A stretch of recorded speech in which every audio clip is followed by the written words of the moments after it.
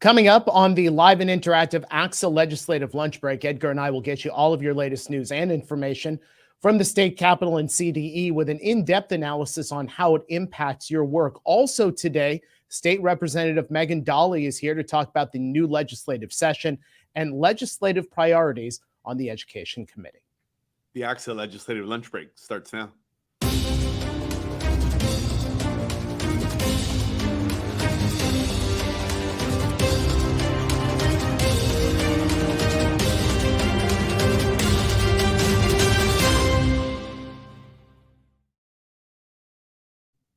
And it's just after 1 o'clock. We welcome you on a Wednesday to the live and interactive ACSA legislative lunch break, along with Dr. Edgars Birthday, ACSA's executive director. I'm Naj Alakan, ACSA's senior director of marketing and communications. Welcome. We are honored to have you today. Go ahead and jump onto the chat and say hello. Let us know where you're watching from. Edgar, how are you?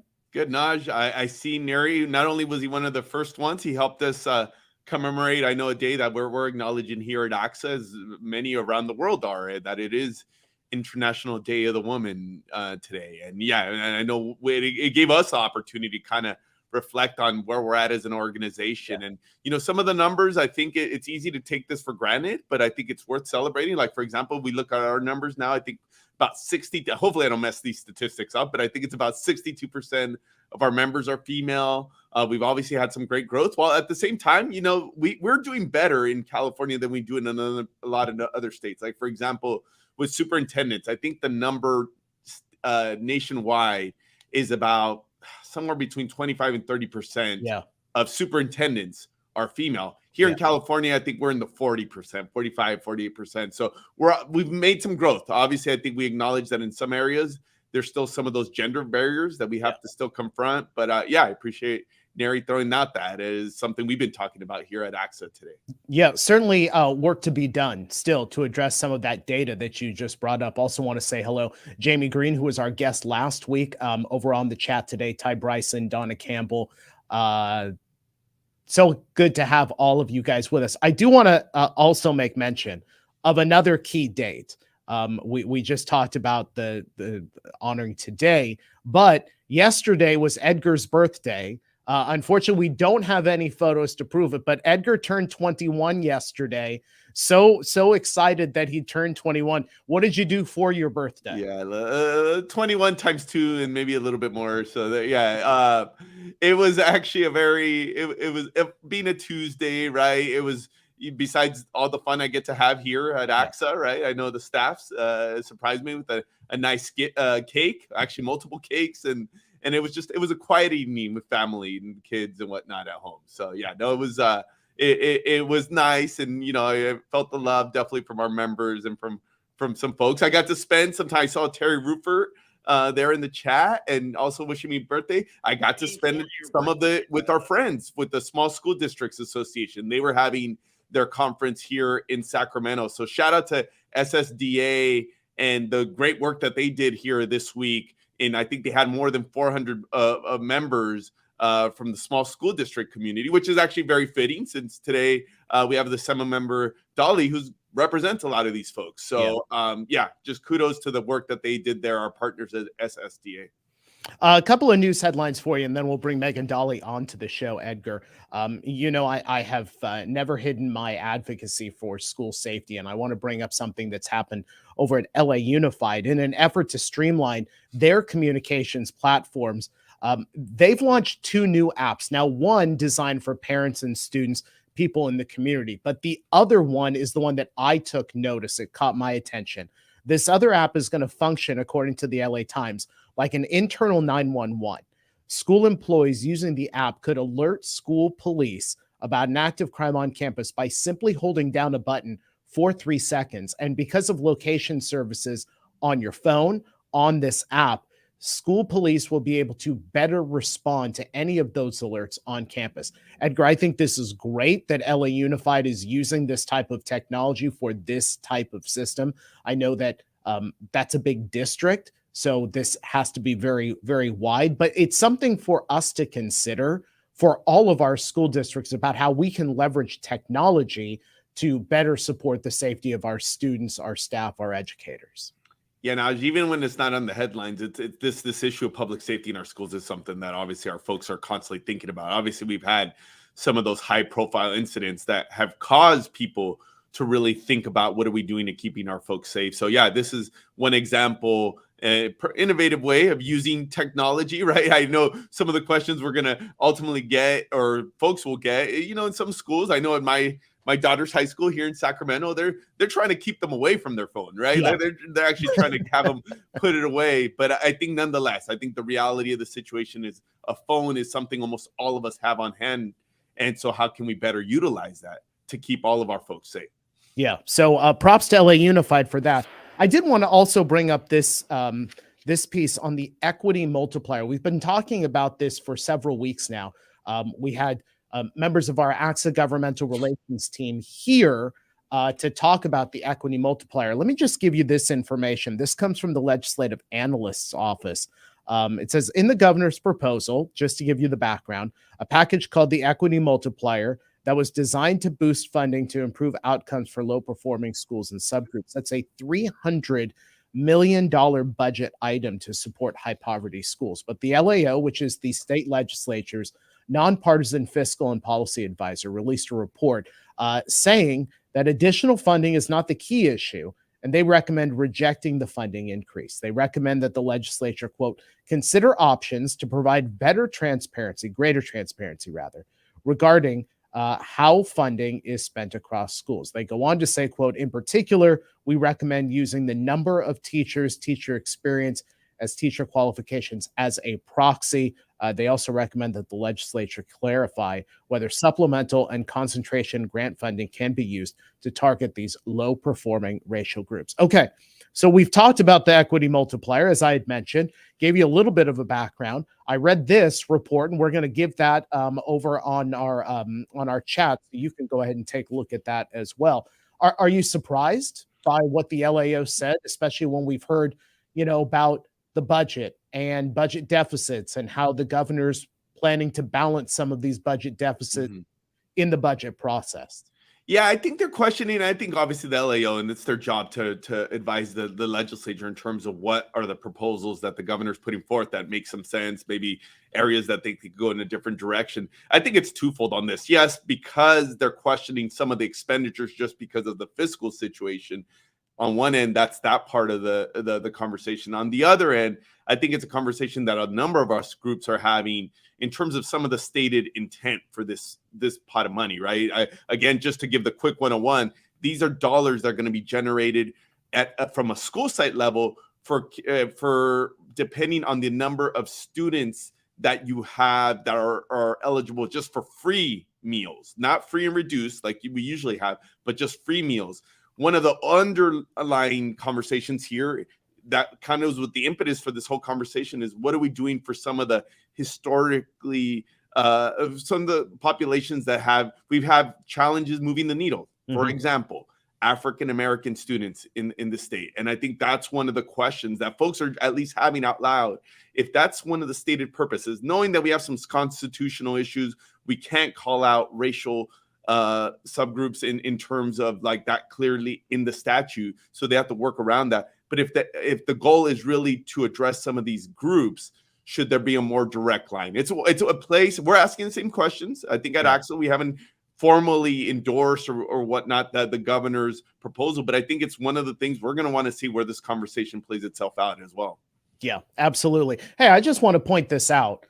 Principal Katie Kohler, who I believe is a first-time viewer, at least a first-time commenter, it says here, Chicago Park Elementary School District. So I'm trying to figure out, Edgar, because I have not heard of that district before, if that is in here in California or if it's in Chicago. Because if it's in Chicago, Katie, we've got some things to discuss about the Bears coming up this year. So, we have a big state, Naj. I'm sure the 1,000 districts. I would not be surprised. We have a Chicago elementary here in our ranks. Hey, you know what? It just pops up. It's certainly surprising. There she says, California. Grass Valley. Okay, let's go ahead and bring in our guest today. We're honored to have Megan Dahle, California State Representative from Assembly District 1. With us today. Megan, it is an honor to have you with us. So glad to have you here on the ACSA Legislative Lunch Break. Last week on our lunch break, we had Jamie Green, one of two superintendents, to talk about some of the issues with rural schools. As you know, because you were quoted in that story, which came out in the LA Times about federal advocacy. And let me just read a couple of your quotes. Having school administrators plead for forced reserve dollars every few years is not sustainable, and they don't have the resources of bigger districts for expenses like grant writing.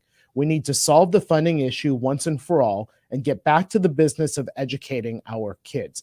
So tell us, what can, from your position, having to go out there and advocate for federal funding is one thing, but how is it that state lawmakers may be able to support our members in the rural schools and then federal lawmakers as well? Well, first, thanks for having me today. I'm excited to speak to both of you. I have represent 11 counties from south of Lake Tahoe to the Oregon border, and most of my district is very rural. Our own boys graduated from high school with just 52 students. So I'm very familiar, previously on a school board, and rural education has always been a passion of mine since being elected. So the Secure Rural Schools funding is vital to keeping our schools open. Even if you only have 10 kids in your school, you still need a building, pay your, the electricity. So that is something that we really need our federal counterparts to fight for us and to solve it once and for all. But here at the state level, we are funding our schools, and I'm excited that at historic levels, but we need to make sure the funding is getting to the classrooms as well.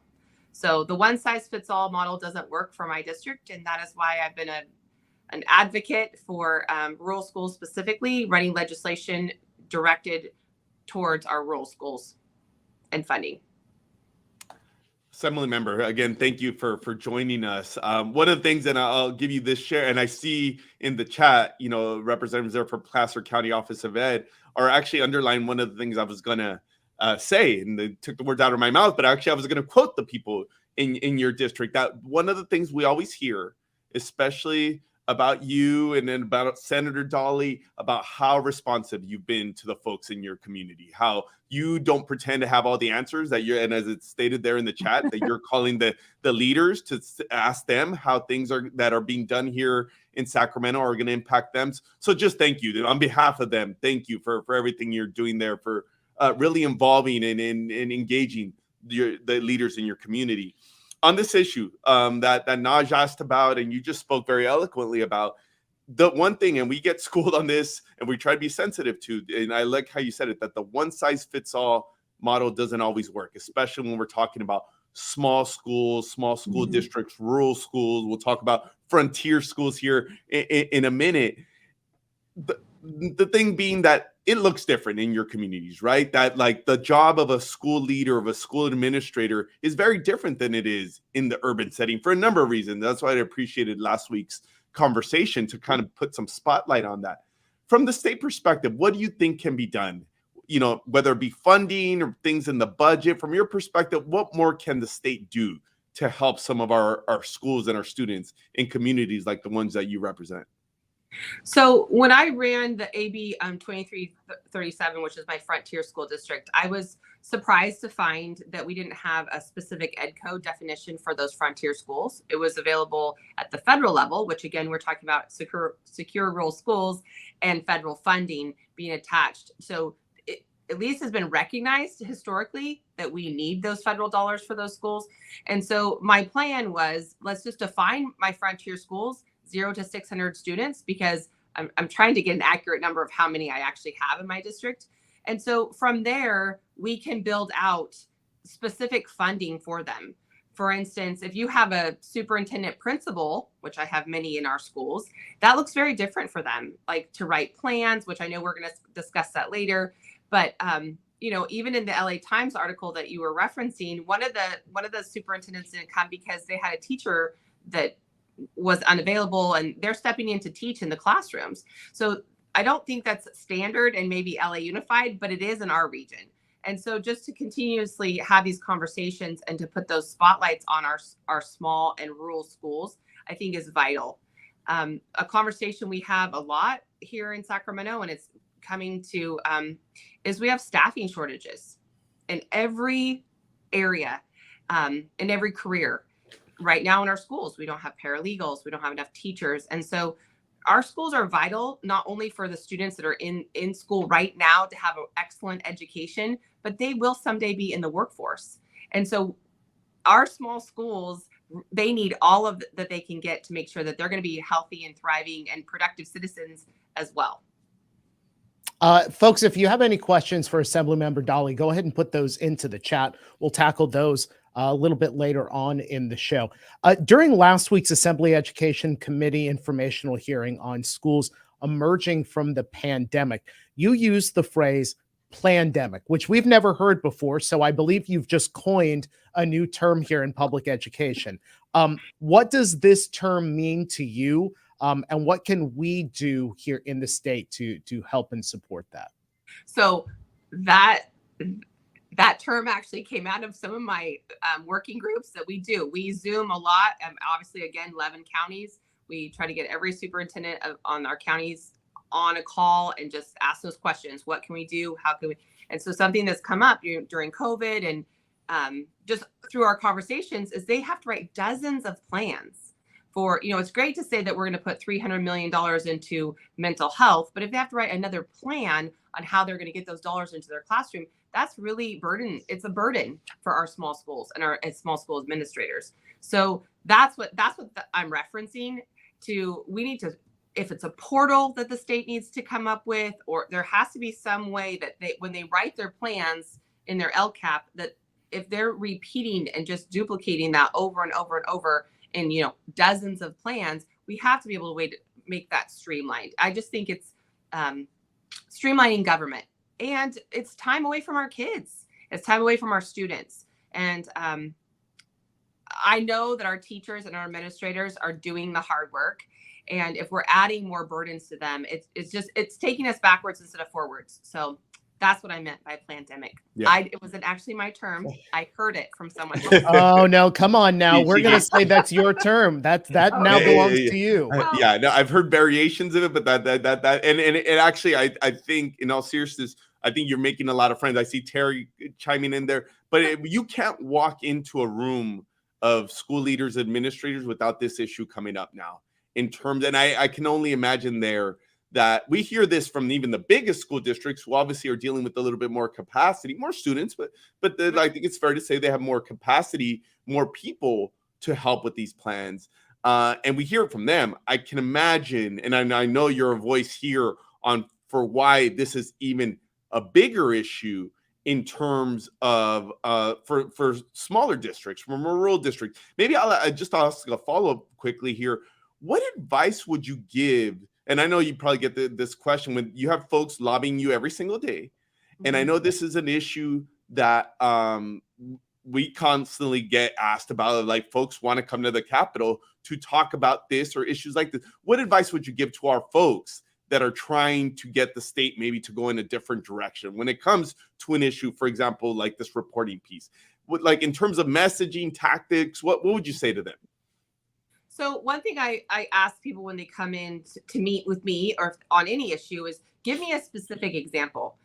What we do, the Dahles have done now for years, is we tell our story, right? We live very remotely. Our kids went to a high school of 52 students, right? So we just continuously tell our story. So if you have specific examples of, I had to write 4 plans to receive this amount of dollars, but it was this many hours of my staff time to get that done. And I've asked many times, how many can you quantify? Can you give me an amount of that have come across your desk, a possible grant that you could have written, tried to apply for, but you just moved it aside because you didn't have the staff to apply? I fear that is something that happens a lot in our district, in our schools, because you don't have a grant writer on staff. And so you just pass it on. You just can't, you just move past, you don't take advantage of it. And so I don't know how we could ever really collect that data to know how many dollars our schools miss out on. Thank you, Assemblymember. So one other question coming from me. This also, I think, came up in the hearing last week. It's an issue that got brought up a ton during the pandemic. And I think it was an issue before the pandemic, but it only exemplified how we need to make some strides on this. And it was this issue of the lack of broadband access, especially in rural communities. We saw that firsthand. Well, I credit some of the rural schools and some actually smaller schools and folks. I think we're nimble. You know, it was we saw this around the state. They were some of the first schools to open up. I think one of the necessities of even being more aggressive to open up schools is because some of the things that we take for granted about, like getting on a Zoom and being able to access education virtually, just wasn't a real option. What can we do? What more needs to happen on this issue of the gap in broadband access?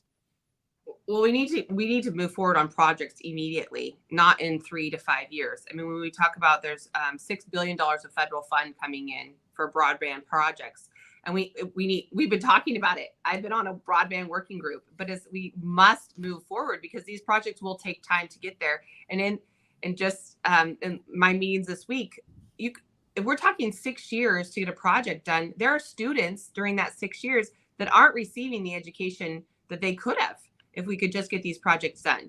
So, you know, Senator Bradford just yesterday in committee brought up, he had a AB 1299, which was in 2013.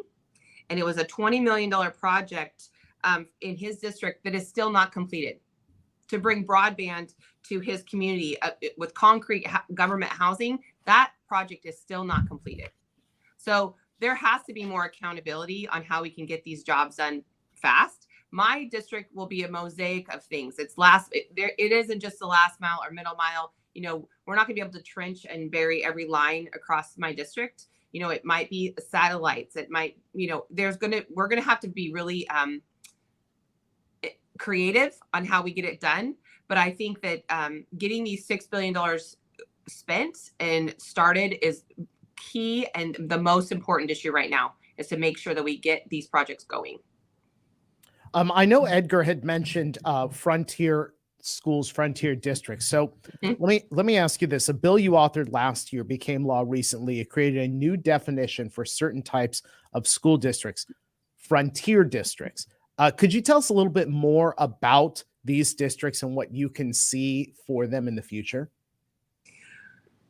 So my hope with the frontier school district was just to have a very clear definition, because when we talk about it a lot here in Sacramento, rural communities, and that they, you know, the one size doesn't fit all, and that's across our state. We have a huge state, and it's very diverse. So there's a lot of members that have rural communities, but I found as I'm talking and telling our story that we're more than rural. We are frontier. We have frontier hospitals. So that was my hope with this, is just to clearly define our frontier schools. And then moving forward through, you know, my tenure here, hopefully being elected, I'm going to be able to pass legislation to have set aside dollars for our frontier schools specifically, because declining enrollment is something that's happening statewide, but our schools are vital to our communities. We can't just close a school. And I've had these conversations with people, oh, just combine those schools. Well, you might have to travel over a mountain range to get to the closest school. So it's not really an option for us. So those are the things I'm going to continue to work on, is to make sure that our smallest and have a true voice. And also I'm going to reintroduce my Rural Education Task Force bill, which is also vital, I think, in having a place in the Department of Education to have our voices being heard in a way that will craft legislation and policy moving forward.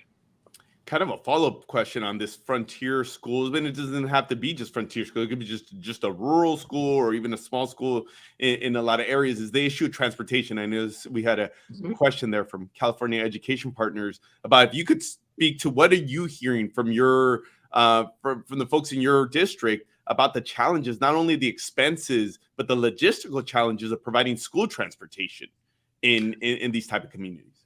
Oh, absolutely. And I think something that's been highlighted through our conversations with our superintendent is electric buses, right? Like all of us, that would be great. We'd all love to be electric, and some schools are moving in that direction, but we're finding it's been really challenging in our mountainous areas. They can't pull the grade, and specifically like Redding, California, which can be over 100 degrees. They overheat. They can't do the long bus routes without another charge. So these are things that again, back to the one size doesn't fit all. Even though we might be able to, love to transition to an electric bus or be able to even write a grant or receive one, there's a lot of challenges around that as well. So, some of our students have to travel 45 minutes on a bus. That's a long time for a 6-year-old to be on a bus. And that's reality in our district. We have this question that came in from Gary Reller, who's over at Riverside Unified down in Southern California. He asks, he says schools up and down the state are having difficulties in balancing student behavior issues and campus safety. What do you think needs to be done at the state level to support student safety when the safety is impacted by student behavior and the difficulties of suspending students from school? How would you respond to that? So, well, it's true. I mean, so we have 2 older sons and then a daughter that's 13, and there's been a gap, right? I mean, as far as a 10-year gap between our kids, and behavior has definitely changed in the classroom, and it's challenging. I've been in classrooms with teachers who are trying to navigate that and for the health and safety of all students. I also think that we need to discuss, we have IEPs. And, I think there's something happening with our youth and even our kindergartners coming in where we have some serious behavior issues. And I think we're going to have some further training for our teachers and administrators and how we're going to be able to wrap around those family services as well, because it is real. And then also you have a student sitting next to that student who, when they dump over the trash can, they're not really sure how they're supposed to react to that with the student next to them. So, I definitely think there's work to be done for sure. All right. I'm going to put you on the spot here. I don't know about Edgar. I don't make trips up to Assembly District 1 too often. For somebody who's a novice, then what's the one place that I have to go to if I travel up north? It's a big area. She's all like, one place. And look, okay, so I have follow-up questions. Do you want to be outside? Do you want to hike? Do you want to be on the river? I say yes. I want to hear outside. Yeah. Outside. Well, one of the best places I believe, and is Bernie Falls. Have you ever been to Bernie Falls? Yes. Okay. Well, I'm familiar with it. Off at $2.99, and it doesn't matter if you go in the summer or the winter. It's absolutely gorgeous. And but we have beautiful mountains as well. Mount Shasta, Mount Lassen, Lake Tahoe. I mean, I could sit probably for an hour and just tell you all that. So you're saying Bernie Falls. That's where Edgar and I have to do a road trip to. Yeah. Yes. And so when you get to Bernie Falls, you can just keep coming to my house. And then there you go. We got an invitation. Perfect. State Representative Megan Dahle, Assembly District 1. Thank you so much for being with us today. It's been an honor. We look forward to having you next time. Thank you so much. Edgar, let me give a couple of pieces of information here. If you'd like the show, if you like what you have been watching and you haven't subscribed to us yet, shame on you. Subscribe to us on YouTube. In doing so, you will get alerts when we're about to come on live, and you will also get alerts about our ACSA legislative lunch break. So go ahead and subscribe to us on YouTube or like us on Facebook. And we like to tell great stories here at ACSA. If you have a great story happening in your district, we want to be able to tell that story too. Go ahead and email your information about that story to our EdCal editor, Michelle Carl, mcarl@acsa.org. Want to also make one more mention, Edgar, that the Department of Healthcare Services is going to be hosting a 2-part webinar workshop series titled Funding School Health Services Through Medi-Cal. It starts March 23rd. It is also on April 20th. I believe you have to be there for both of those. More information, we'll put that into the chat. Edgar, any final comments from you? We heard a lot about what the outlook up for our rural schools, but I think that we heard school safety. We talked about technology, some really important topics that the Assembly member was able to hit on. Yeah, it feels like it's been the theme of the last couple of weeks, at least for myself. I know we had it here on the show. I just talked about going to SSDA, obviously having Megan Dahle on the show today. It further emphasizes the need. And I like how she said it, like that one size doesn't fit all. And that's something, frankly, that we're taking seriously, even at ACSA, not just from an advocacy lens, but how do we provide professional development? What's the content that we need to provide? What is the support services that maybe our leaders in these type of unique communities, and I say unique with the acknowledging that the vast majority of our school districts are actually small or rural. I think we talked about this last week. But I'm glad that we've been able to kind of put a little bit more light on the unique challenges that many of these communities face. Yeah. Folks, we are not on the air next week, but we will be on the week after. So definitely mark your calendar for that. Looking forward to seeing all of our great members at Mid-State Conference this weekend in San Luis Obispo. Edgar, I wish you were joining us this time. To miss it. This is the first time in a few years that I'm missing it, but I think you and Yvonne will carry the flag very well there for us there at Mid-State. But a great conference. Yes. Yeah. Shout out to everybody that's involved in putting that together. It's one of the, I would say, of our regional events that the ACSA, the mothership, if you will, doesn't put on, but our members and our regions really coming together. They do a great event. So I think everybody's in store for a great weekend of connecting and learning there. Yeah, and if you haven't registered, Senator John Laird, Assemblymember Don Addis are going to be there. We're going to do a live in-person edition of the ACSA Legislative Lunch Break. Yvonne and I are going to be hosting. Hey, no pressure on Yvonne. Hey, just maybe a little bit of pressure. But, no pressure. He can handle it. He's got it. So get those tickets now if you haven't registered for that. And that's all for our show today. Have a great rest of the day and rest of the week. We'll see you next time here on the ACSA Legislative Lunch Break.